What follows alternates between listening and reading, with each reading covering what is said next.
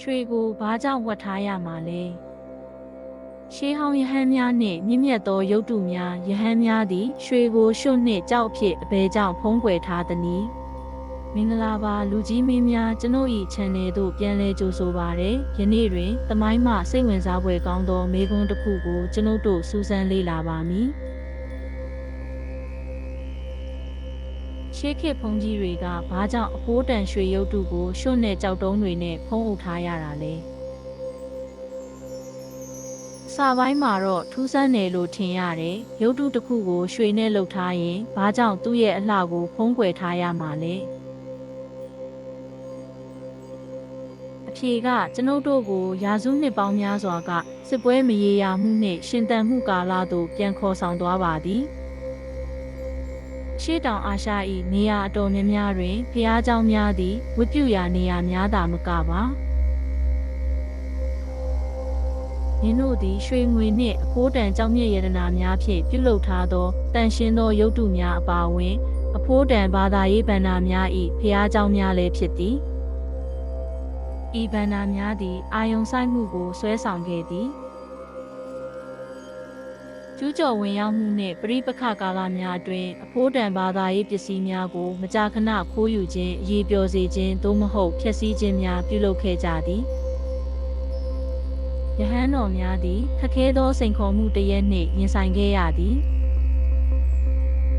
သူတို့ဟာကျူးကျော်သူတွေစီကနေဘလိုမျိုးမြင့်မြတ်တဲ့ရုပ်တုတွေကိုကာကွယ်နိုင်ခဲ့ကြမလဲသူတို့ကျူးကျော်စစ်တပ်တွေကိုမရှင်နိုင်ခဲ့ဘူးသူတို့ဟာအေယာမရုပ်တုတွေကိုအဝေးကြီးတွေကိုရွှေ့လို့မရခဲ့ပါဘူးရင်းစားရင်းတို့သည်ဉာဏ်ပညာနှင့်တီထွင်ဖန်တီးနိုင်စွမ်းကိုအသုံးပြုခဲ့ကြသည်ဖြည့်ရှင်းချက်တစ်ခုမှာအံ့ဩစရာကောင်းလောက်အောင်ရိုးရှင်းပါသည်သူတို့ကရွှေရုပ်တုတွေကိုကြောက်ရွံ့နဲ့ကြောက်စရစ်အလွာတွေနဲ့ဖုံးအုပ်ထားကြတယ်ဖက်ခါဖုံးအုပ်ထားလိုက်တဲ့အခါရုပ်တုတွေဟာတန်ဖိုးမရှိတော့သလိုဖြစ်သွားပါတယ်ပြင်လူတယောက်အတွက်အင်းတို့သည်တာမန်ရွှွန့်စေးသို့မဟုတ်ကြောက်ရွံ့တုများသာဖြစ်ပုံရသည်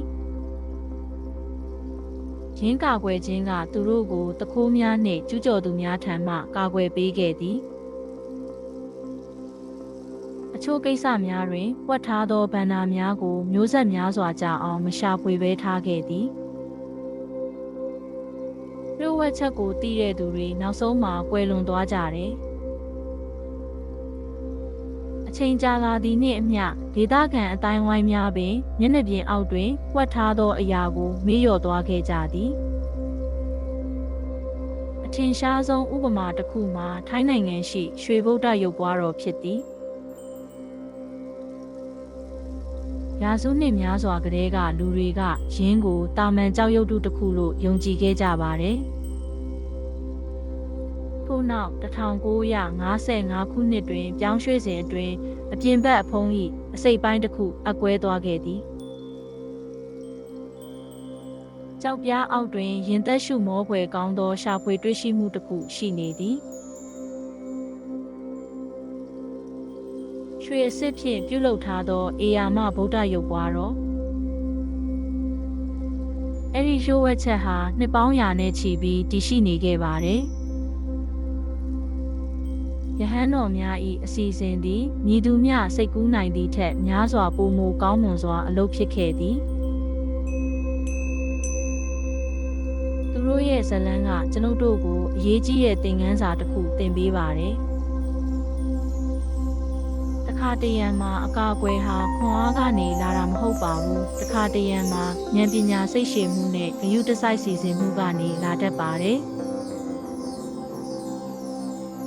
ကိုရှေးဟောင်းယဟန်များ၏လှုပ်ဆောင်ချက်များကြောင့်အနာဂတ်မျိုးဆက်များအတွက်အဖိုးမဖြတ်နိုင်သောယန္တနာများနှင့်ယဉ်ကျေးမှုအမွေအနှစ်များကျန်ရစ်ခဲ့သည်ကြည့်ရှုပေးတဲ့အတွက်ကျေးဇူးတင်ပါတယ်သင်အပေါ်ငြိမ်းချမ်းမှုရှိပါစေဒီဇလံကိုသင်နှစ်သက်တယ်ဆိုရင် like, subscribe နဲ့ share လုပ်ပေးပါနောက်ဗီဒီယိုမှာပြန်ဆုံကြမယ်